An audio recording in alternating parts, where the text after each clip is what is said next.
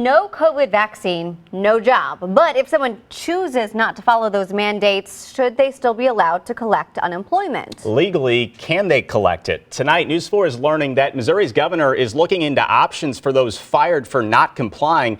This comes as time ticks to comply with the federal mandate. On December 8th, anyone who does business with Washington has to have a shot.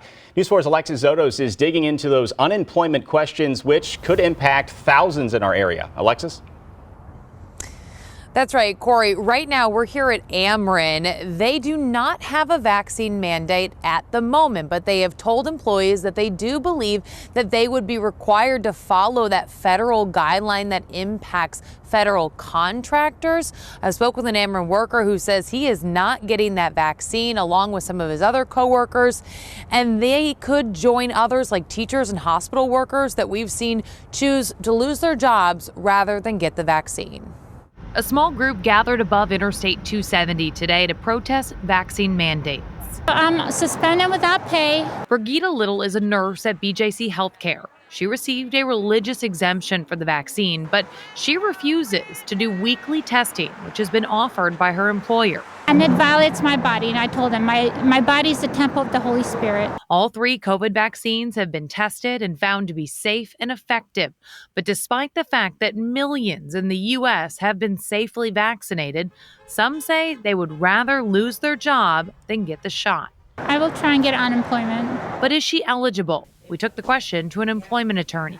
To the extent an employer has a policy that says that an employee must be vaccinated and the employee chooses not to get vaccinated, they're technically violating that policy. So it's likely that they aren't going to qualify for unemployment. Vaccine mandates are in effect at places like Mercy, BJC, St. Louis Public School System, St. Louis City, and St. Louis County. They tell me the language in their policies would likely exclude employees from unemployment. But in Iowa, the governor just signed a new law that would allow those fired for refusing the vaccine to get unemployment benefits.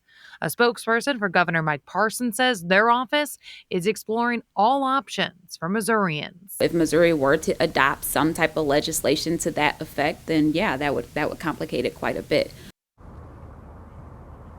So it's unclear how many Missourians we could be talking about that would be losing their jobs by choice for not getting that vaccine. We do know that federal mandate for contractors, that's December 8th. But the White House has said this week that there is leeway for employers to figure out how and when to make those employees follow that mandate. Corey? Alexis, quick question for you. Does it change anything if an employee is in a union?